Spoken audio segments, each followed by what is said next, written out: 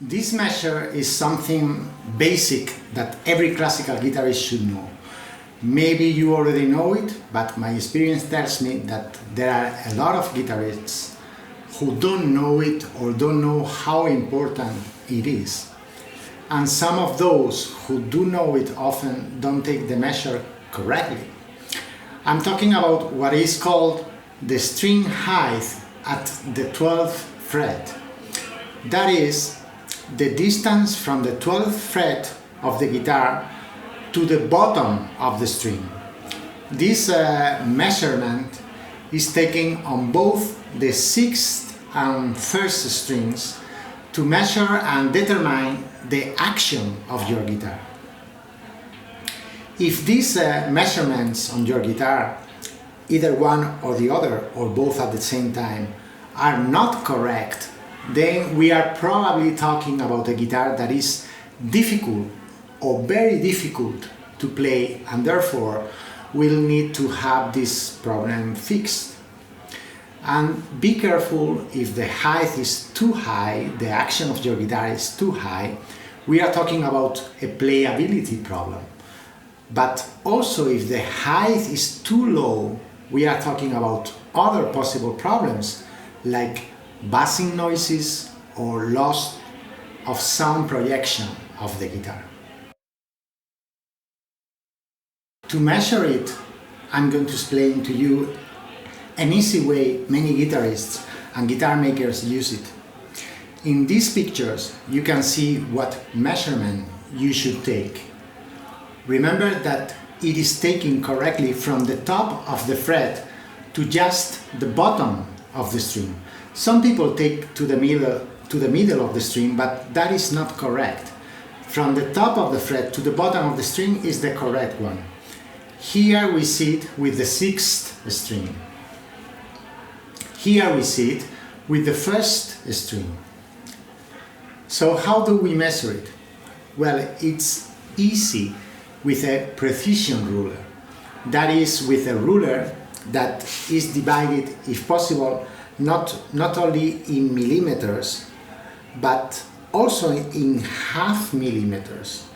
And very important, the first millimeter of the ruler must coincide with the edge of the ruler.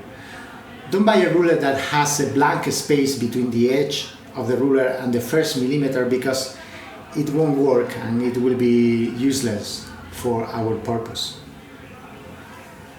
Another important thing before measuring, if you have removed the tension of the strings of your guitar for whatever reason, then put it on again and leave them taut for a few hours in the correct tension the strings must be for a normal guitar tuning. Why do I tell you to put the tension of the strings? Because the neck of the guitar with the tension of the strings gives in angle a little bit and leans a little bit towards the bridge. And therefore the measurement that we are measuring, which is the height from the fret to the string, is probably going to increase a little bit. So once we have the right ruler and the guitar strings under the right tension, then we can start to measure. As you can see, I place the ruler behind the string, where the millimeters on the ruler are marked. Be careful of two things. Firstly, not to move the strings when measuring with the ruler, as this can change the height. And second, make sure that the ruler is completely straight at a 90-degree angle with the fret. In this way, we can see that, for example, this guitar has 2.8 millimeters of height on the first string. And we do the same with the 6th string, and this guitar there has 3.8 millimeters. In other words, this guitar has what I and many others consider to be a standard string height measurement for a classical guitar. So we consider a standard string height measurement for a classical guitar. First string 2.8, sixth string 3.8. Does this mean that your guitar has to have this same measurement to be comfortable for you? No, it doesn't. Every guitarist will like a different measurement, and they will feel comfortable with their own ideal height. By saying that 2.8, 3.8 is a standard measurement, we are saying that a good average amount of guitarists will like this height of the strings. What if you are a guitarist who plays with a lot of power and strength? Maybe this size is not for you and you want a higher height. In many cases, guitarists who like and can play with strength and power, professional guitarists, like the guitar to have a rather high string height because they feel comfortable and there is less risk of buzzing noises appearing in their playing, in their performance. What if you are a guitarist who has not been playing for a long time, or you simply like to play very comfortably without using effort in your left hand? Then your ideal string height will probably be a little bit less than this standard. Although this standard 2.8, 3.8 is really comfortable.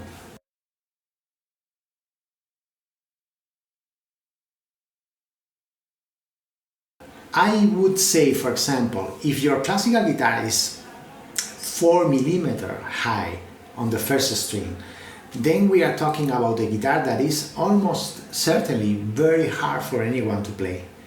But anyway, you set the limits. But there are limits, of course. If a classical guitar has, for example, 1.5mm of height on the first string, we are talking about a guitar that most likely has problem with buzzing noises. And if it doesn't, then you are quite lucky. And remember that with such a low action, you are going to lose sound projection. For me, a classical guitar with 3.5mm on the first string is already high for me, and I don't feel good playing it. And on the sixth string, for me, 4.3 and above is already quite uncomfortable for me.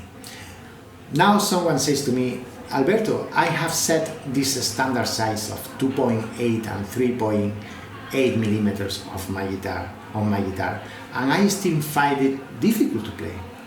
Well, the comfortable playability of a guitar doesn't only depend on this size, but if the guitar is good in all respect with this standard size, it is quite correct to play comfortable.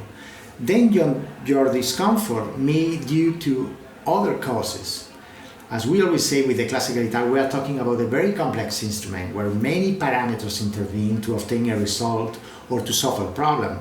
And this is so for the playability, which is so important for the guitarist. For example, if your fretboard is not in the right shape, it should be then, of course, this has an influence on your playability. Or if your guitar neck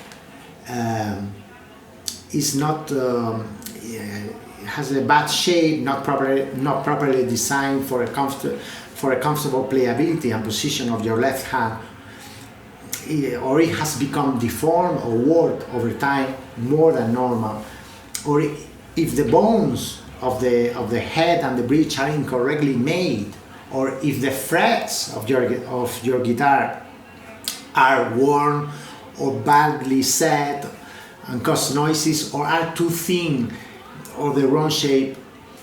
So we could be talking about many other factors that intervene in a nice action on a guitar, a nice playability. This is why we are talking about such a complex instrument, so complicated to make it.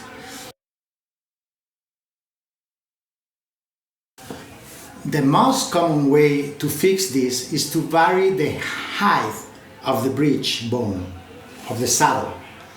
If the height of the saddle is too high, then you can continue to use the same bridge, but you can lower the height by sanding sanding it down and make it lower. And if the bridge is too low, then you have to make a new bridge with more height. You have to bear in mind that, for example, if you want to lower the string height by 1 millimeter at the 12th fret, you have to double it by 2 millimeters at the bone. This is not something you should do yourself. You have to find a guitar maker that you trust in his work and have him do it for you. Because it's not easy and you can screw it up. You need knowledge and experience to get it right. And a piece of advice, it is always better to go down to the bone of the bridge at the top, to sand the top than the bottom. So this string height measurement that we have seen here in this video is, I would say, the most important to know quickly about the playability of your guitar, and that, as we say, every guitarist should know about his guitar.